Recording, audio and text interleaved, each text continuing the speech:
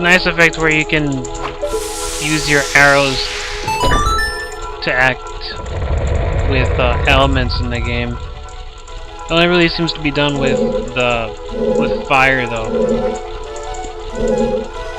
And they do it to an even larger degree in Majora's Mask within their forest temple.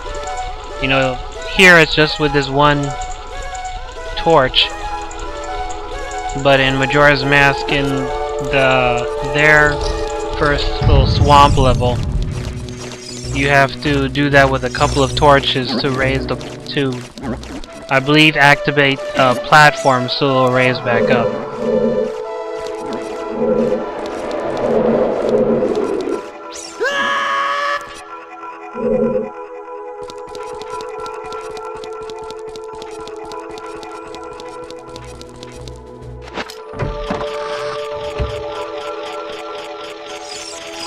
And this would be the second to last Skulltula in the entire dungeon here. In case you didn't know, in order to get the Scarecrow song, you had to visit the two scarecrows at Lake Hylia and play to both of them. I usually play to the one on the bottom first, and then play to the scarecrow on the top, and play for them the same song. And then when you grow up 7 years later and you go back to Lake Hylia and you play that song again for the scarecrow that's left, it will activate his buddy Pierre, so that whenever you play that song next to a location that Navi points out, she changes to her green color. Pierre will appear, and you can use Pierre as a hookshot grapple location, because the hookshot can grapple onto wooden objects. So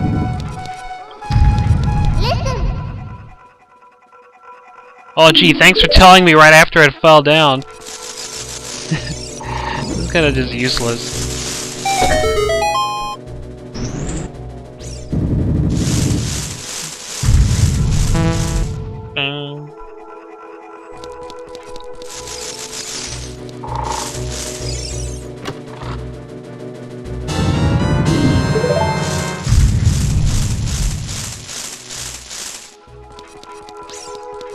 The shadows on the floor in the cage indicators where those big spider. I never remember the names of any of these creatures in here. I just know them by what they look like. Anyway, the shadows show where they are, so you can avoid them. This one's kind of annoying. I remember one time I'm doing this very simple block puzzle and constantly running out of time. I guess I wasn't being efficient enough with the block placement, but it was annoying for me when that was happening.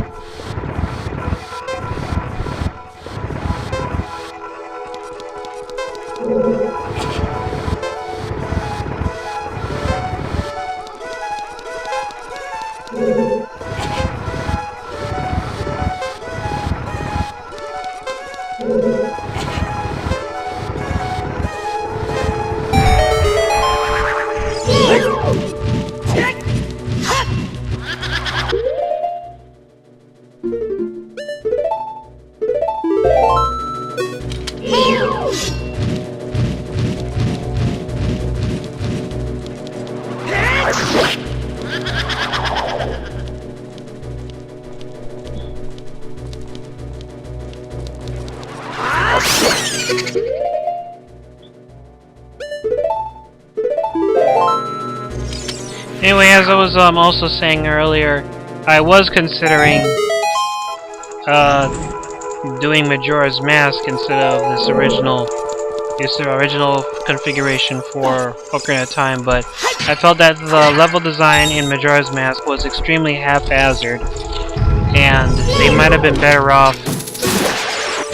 You know, it just seems like it was generally making the game harder was pretty much forced onto the game. They didn't really, I guess for obvious reasons, didn't really want to create any new levels to accommodate making them more difficult, so they just took the original ones and just messed with them a lot in terms of placement. And I think it doesn't really. It gives you the feeling like the game was just turned from being organized to sporadic. But it's a nice challenge if you ever want to play that. You know, it's pretty much for people who have mastered this game. Or people who just want to play something and they think that this game's probably going to be too easy and they want to play that. Yeah, this enemy is pretty easy, as you can see. All you do is just wait for it to appear, then look at the one that spins, and you shoot that one. Majora's Mask takes the same concept, and I believe they make it a bit harder.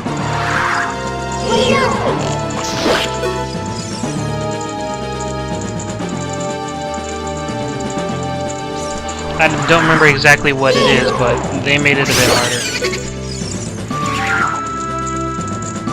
That's what I remember anyway. And then with all the flames restored, the elevator goes back up.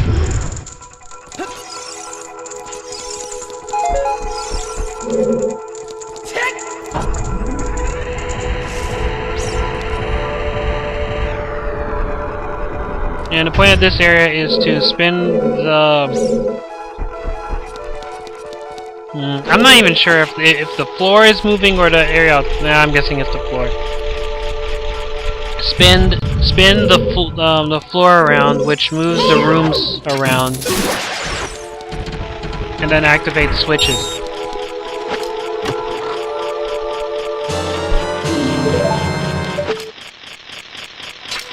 There's a hidden Skulltula in here too. And after that, that's the last one in this entire dungeon, which you can see by the Skulltula showing up next to the Forest Temple name. They do that for every single dungeon in which you found all the Skulltula.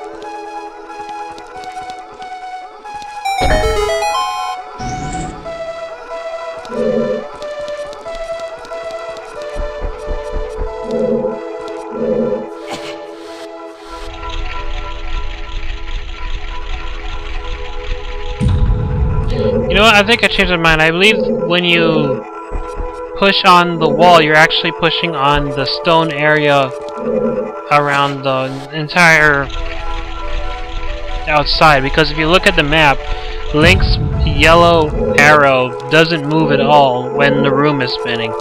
So that means that the wall around you spins, but the floor stays stationary, even if it doesn't really seem to look like that. You know, depending on how you look at it, it could look like it's two different things.